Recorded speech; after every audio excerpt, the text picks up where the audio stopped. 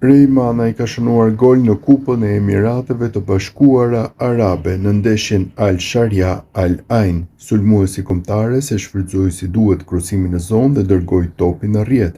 Ekipit të Manajt dhe Fetajt i duhej një mrekulli. Goli i Manajt ngushtoi shifrat pasi Al Ain po fitonte 2-0. Duke qenë se këto të fundit kishin fituar 3-1 në transfert, do të ishte befasi që ekipi i Manajt të përmbyste rezultatin. Manaj nisi ndeshjen nga minuta e parë ndërsa Fetaj nga stoli.